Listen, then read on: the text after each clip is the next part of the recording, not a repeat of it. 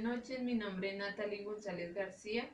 Mi grupo está conformado por las siguientes personas: Sandra Pinzón, Jamie Rodríguez y Joana Caterine Rodríguez. Somos estudiantes de Administración de Seguridad y Salud en el Trabajo, tercer semestre. Dentro de este video hablaremos sobre los hitos históricos del desarrollo contemporáneo, los cuales encontraremos dos conceptos, el cual es el capitalismo, que es un sistema económico y social basado en la propiedad privada, y el desarrollo, que es cuando un país posee altos niveles de vida. Dentro de estos hitos históricos encontramos el primero, que es la división del mundo en el siglo XVI entre metrópolis y colonias, los cuales se comienzan a clasificar como bárbaros o superiores. Dentro de este habla de los países dominantes, eh, los cuales son los que se apropian de los recursos y pueden enriquecerse a costa de ellos. En el siglo XVI, los países dominantes constituyen las periferias. Dentro del segundo hito histórico encontramos la división del trabajo, que conlleva la exportación de las materias primas. Dentro de este encontramos el descubrimiento de la colonia y la conquista, donde se dan las exportaciones de las materias primas de los países latinoamericanos. Las periferias son las que se ven obligadas a modernizarse e ir al tiempo con la metrópolis para poder avanzar. El tercer hito histórico que encontramos es que en Latinoamérica, a mediados del siglo XIX, los mestizos negros e indios eran considerados razas inferiores, eh, siendo, siendo obligados a ser esclavizados y dominantes por altos mandos. Esto quiere decir que los indios, mestizos y negros eran obligados a hacer trabajos muy fuertes con el fin de contribuir el progreso y la humanidad de las potencias. Hola, buenas tardes. Les voy a hablar acerca de algunos hechos históricos que se dieron durante el desarrollo de la barbarie y la civilización. Uno de ellos es la formalización del reparto y anexión del mundo, el cual se dio durante los periodos de la conquista y la colonización, donde los territorios conquistados se convirtieron en periferios. Esto generó no solamente una división en la parte del trabajo, sino también hubo unos estratos sociales que se vivieron en esta época y que eran pues muy influentes pues para ellos, donde renació o se dio a conocer la civilización, la cual surge de la vergüenza y el racismo sobre aquellos que no habían podido entrar dentro de esta modernidad, donde los mestizos, los negros y los indios eran las personas más excluidas en esta época, debido a que los creían inferiores a ellos por no haberse encontrado pues o no haber evolucionado dentro de esta modernidad que ellos consideraban que eran muy importantes para el desarrollo. Por eso se vieron obligadas las repúblicas latinoamericanas a la modernización social y económica, generando prácticas disciplinarias en la sociedad tradicional por medio de educación, religión y algunos valores de gran importancia que consideraban que se podían estimular para ser pues más desarrollados en esta época. Por eso en muchos países se estimularon la migración de trabajadores europeos y asiáticos para mejorar las razas, permitiendo así el avance al desarrollo.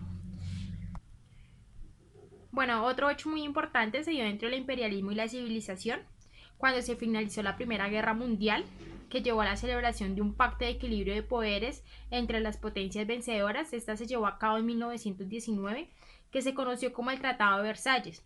Este fue un tratado de paz eh, que se firmó con más de 50 países, donde se daba el término oficial se daba el término oficialmente con el estado de la guerra entre Alemania del Segundo Reich y la salida de la Primera Guerra Mundial.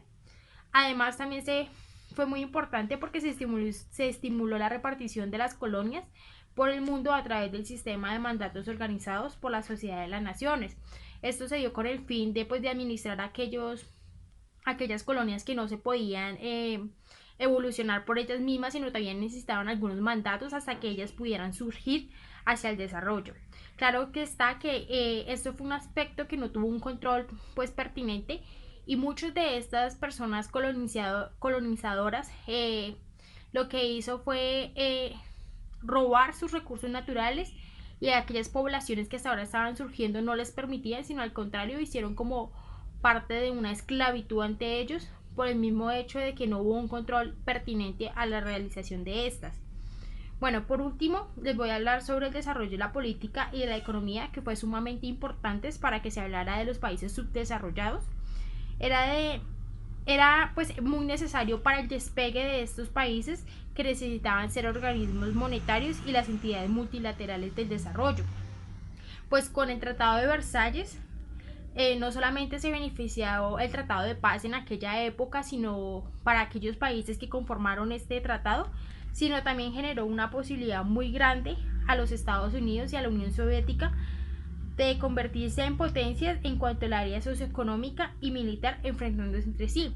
Pues hoy en día podemos ver que estos países son potencias a nivel mundial, que no solamente tienen los recursos económicos, son un régimen político muy fuerte y además tienen un buen nivel en la parte militar, donde ellos son los que surgen aquellos elementos que se necesitan a otros países en este aspecto, y podemos ver que son potencias que son muy importantes dentro del desarrollo de la economía y social del mundo.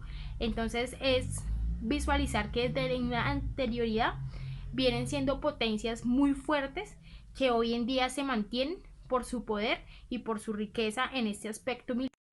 El crecimiento del capitalismo redujo la brecha entre países pobres y ricos. Las medidas de liberación han acelerado de forma progresiva los niveles de crecimiento.